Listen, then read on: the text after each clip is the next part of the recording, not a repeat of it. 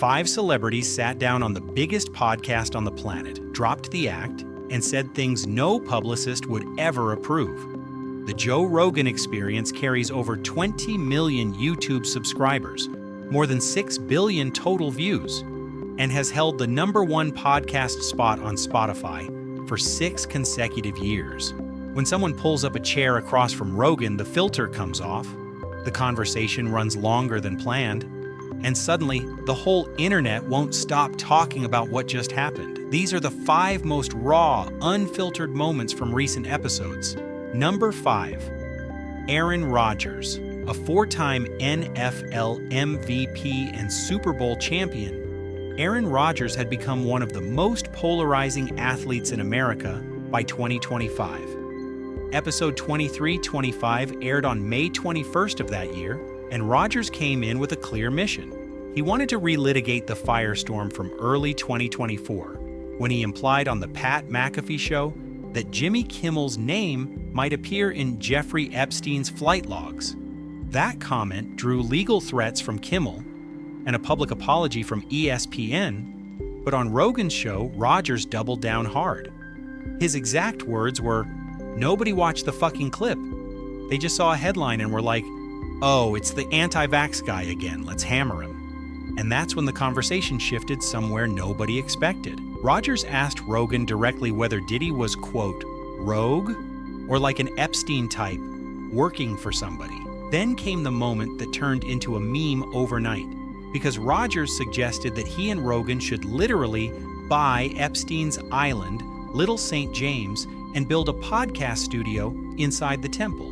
He even compared a building on the island to the set of the Ellen DeGeneres show, which Rogan shut down immediately on air, telling him, "That might be a building in LA. I'm not impressed with that. That could just be coincidental."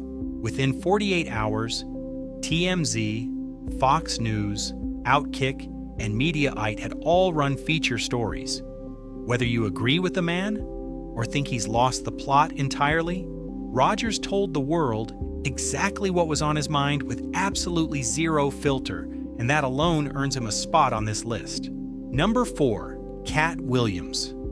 Episode 2111 dropped on February 29th, 2024, and this one carried weight for a reason beyond the conversation itself. It was the first full JRE episode uploaded to YouTube in over 3 years, following Rogan's renegotiated Spotify deal. Williams arrived fresh off his now legendary Club Shay Shay from January of that year, where he made a prediction that haunted the rest of 2024. His words were, "All of these big doc deviants is all catching hell in 2024. It don't matter if you're Diddy or whoever you is." On Rogan's show, he went even further. He described Hollywood as operating with elite rituals, claimed he had personally turned down approximately $50 million worth of compromising opportunities on 4 separate occasions, and told Rogan he had refused invitations to Diddy's parties. One line from the episode still circulates constantly online, quote, "In 30 years, I've done nothing but collect information, knowledge, and your secrets. What nobody expected was what happened months later when Sean Diddy Combs was federally indicted on racketeering and sex trafficking charges.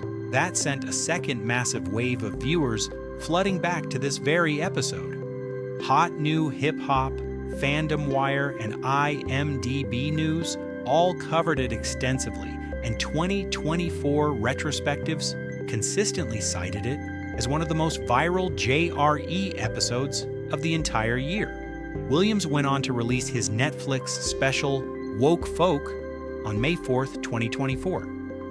But the Rogan episode is the one people keep rewatching because Katt Williams told the world what was coming and nobody believed him until it actually happened. Number 3, Theo Von. This one is different from the rest. Not a calculated controversy, not a rehearsed confession, but a real-time emotional unraveling, captured on episode 2478, which aired April 2nd, 2026.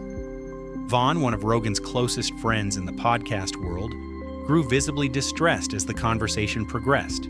He started speaking about the Epstein files, U.S. foreign policy, and money sent to Israel, with his intensity escalating by the minute. His exact words were, "Everybody is scared out of their wits right now.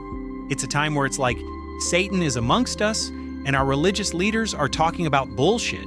He pushed even harder, saying, "I'm sick of rich people not putting their kids over in these wars. Put your kids up there. Let them go shed some blood." And that's when Rogan, clearly rattled by his friend's state, responded with the single most debated line of the entire episode. He told Vaughn, "We've got to get you off those antidepressants, son," and followed it with, "You're losing your fucking marbles, just chill out." The backlash came fast. Newsweek ran multiple stories under the headline, "Joe Rogan under fire after mocking Theo Vaughn." One viral post framed it this way, quote, "The most dangerous line here isn't anything Theo said. It's a guy with the biggest podcast on earth telling his friend on camera in front of millions of people to stop taking prescribed medication. Over 450,000 people viewed a post from comedian Naeem Ali criticizing Rogan, and another from Autism Capital calling Vaughn the cultural canary in the coal mine, passed 700,000 views. Vaughn later posted a response defending Rogan, explaining that the antidepressant comment had been taken out of context, and that the two of them had been discussing the topic privately before the cameras rolled. He clarified the war remarks as well, writing, "I meant the elites and politicians that are leading us into these wars might make different choices if it was their children." He added, "I am thankful for our troops who serve and are far braver than me. And also, what the fuck do I know?" Messy, unscripted, and deeply human, this was the kind of moment that reminds you these aren't just shows. These are real people processing the world in real time with millions watching. Number 2, Mel Gibson. Episode 2254 aired on January 9th, 2025, and this is the conversation that didn't just go viral. It changed government policy.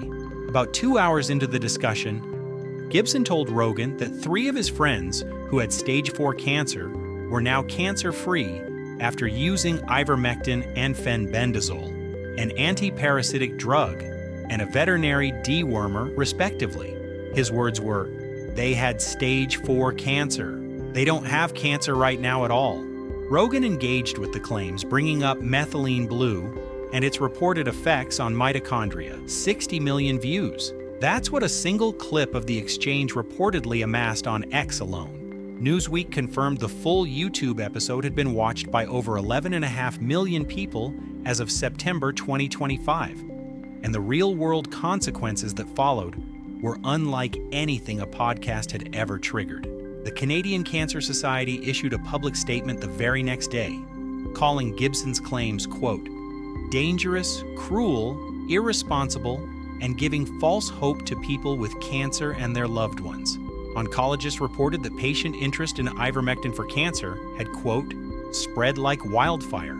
Then in October of 2025, the Washington Post reported that Florida announced it would invest approximately $60 million into evaluating whether ivermectin has any impact on cancer, citing this podcast directly as the catalyst.